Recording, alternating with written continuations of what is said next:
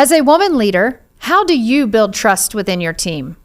On today's episode, we will discuss vulnerability-based trust and leading by example. Trust me, you don't want to miss this episode.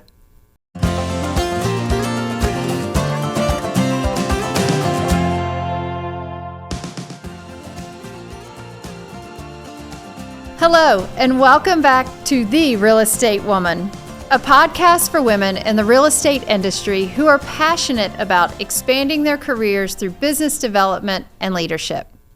I'm Debbie LaRiviere, owner of Monterre Coaching, a company that ascends top talent to new heights in the real estate industry, and that is exactly what I want to do for you. On today's episode, we are talking all about how to build trust within your team through two main points: vulnerability and leading by example. Patrick Lencioni defines trust as the bedrock of high-functioning teams. Trust begins with vulnerability. That means being comfortable, being open, exposed to one another, and experiencing failures, weaknesses, and fears together. I know, this may sound scary, and as a woman, I've been taught my entire life to make sure that I hide my emotion. Well, here now we have a best-selling author of The 5 Dysfunctions of a Team telling us that it's okay to be vulnerable, and actually that's what will ensure a high-performing team. Vulnerability is an interesting word and action in leadership, in partnerships, and working with colleagues. The perception of someone else potentially knowing your deepest secrets could feel like someone else has leverage over you.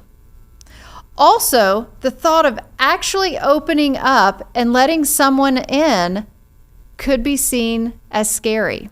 Consider the personality styles of leaders: direct, determined, driven. This is someplace that vulnerability doesn't typically live. It has to often be a forced or learned trait. For me personally, I had to learn how to share emotion. I was raised in a family where you didn't show emotion. You accepted what was in front of you. You took things on head on and you didn't cry about it. So then to learn as a leader, I have to be vulnerable. That was actually an experience of learning to be able to open up and show emotion to others around me. Also, vulnerability in business isn't necessarily your deepest secrets. It's having the ability to admit mistakes and apologizing for them. It's asking for the feedback and being receptive to the conversation. It's expressing emotion. It's sharing some personal stories and also embracing uncertainty. Let's take a moment to flip the mindset a little bit. As a leader, how can your team show up for you if they don't know areas where you are challenged? How can you have more than a superficial conversation if you don't understand someone else's inner struggles in the workplace? How do you encourage growth within your team without emotional conversations about vision? Then, what if something huge happens to someone in life? Wouldn't you want to know? This is a retention tool. We need to understand what's going on in the lives of people around us. It's relationship building at its finest. So I have an example. I coached with a gentleman many years ago in leadership. And one thing through my learning of not showing emotion is to show up for every call completely prepared with my numbers. I was on track. I did my homework. I was ready to go. To the point in which I shared so little emotion and additional information with this person that they didn't even know that I had resigned from my position until the 60 days were up when I announced that it was my last call. It was an interesting experiment in how I would become a better coach. I decided that one way I would differentiate myself as a coach and my company of coaches is to make sure that we're getting in it with the clients. It's not superficial. It's understanding where they are and meeting them where they are, good days and bad days. We can all be productive during a time when someone's going through struggles. It's often helpful to be able to walk them through some of those struggles as well. Just like with my coach, he never had the chance to walk me back from resigning. He never had the opportunity to meet me where I was because of a decision that I made not to be vulnerable with him. Vulnerability in leadership includes the willingness to be open, authentic, and honest. Leaders who can embrace vulnerability create environments where trust, collaboration, and authenticity thrive, leading to a stronger and more resilient team. The second point I'd like to make on growing high-performing teams through a trust-based organization is leading by example. Have you ever heard the saying, speed of the leader, speed of the pack? This is one of my absolute favorite sayings. So often we forget to consider how we are impacting our team. This concept highlights the direct influence of leadership behavior on trust levels within the organization. Our leaders are supposed to be role models, where their actions and values are crucial in shaping the organization's trustworthiness. We often call this predictive trust, the ability to predict behavior on past experiences. It also shows up as a look in the mirror type of moment. For example, when leaders are late to meetings, the perception becomes that it's okay for the team members to be late. When leaders don't show up to lead generate for new business or follow up on potential business, it's an excuse for the team members to not perform and hit their metrics. When committed deadlines are consistently missed by the leader, it definitely reduces the likelihood that the team members will be timely in their response and execution.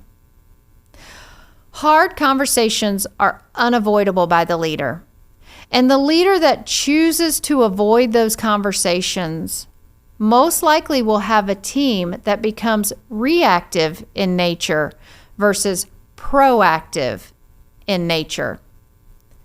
Trust is built by leading by example. Leaders must show up and deliver on commitments and not overpromise and underdeliver. I have been in a business relationship where a team member would consistently commit to different things and seldom execute on those commitments. This not only caused me to lose trust in the person's output, it caused me to question if they even respected me. It caused me to evaluate if I was actually going to be delivered the product or if I should just take it on myself, in turn, creating more work for me. It's a spiral, and it's a negative working environment. I would encourage you to show up the way you want others to show up for you, building trust so they know what type of product out of the leader they're going to receive when they show up at the office the next day. All right. Everyone loves a quiz. Who remembers back in the 17 magazines or the GQ when we were younger and we would take those quizzes, turn to the back of the magazine to look for the answers. You usually had to turn the magazine upside down to figure out what your score is. Well, I have created one of those fun quizzes for you on assessing your trust and the trust of your team members.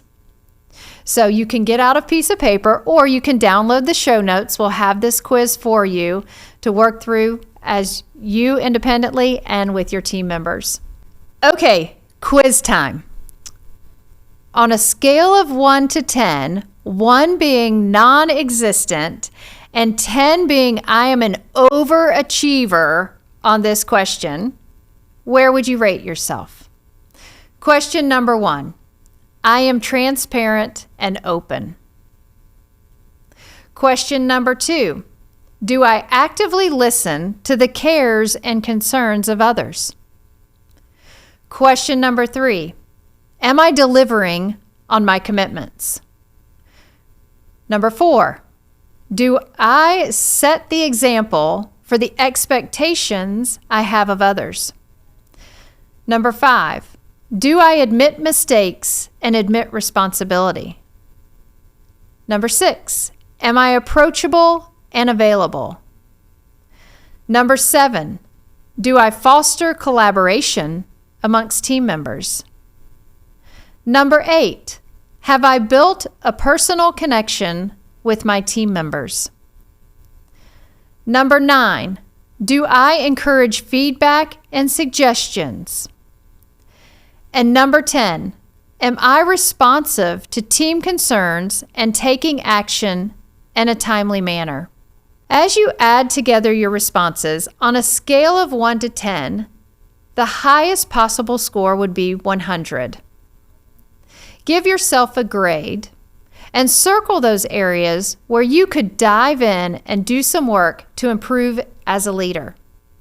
Now, if you gave yourself a 100, congratulations. You are winning in the world of developing trust, and I am proud of you. If you didn't, do this exercise for yourself and have your team members take the assessment to not only rate themselves, but to rate you as a leader. This will be a great vulnerability-based exercise where everyone shares where they rate themselves personally and each other. One thing I'd like you to take away from this podcast is whether you're building a team or desire to elevate trust within your team, it starts with you, the leader. Show up more than expected and move your team to greater heights. Thank you for joining us on The Real Estate Woman. Make sure you like and subscribe so you never miss an episode. Also, don't forget to check out the quiz in the show notes. See you next time.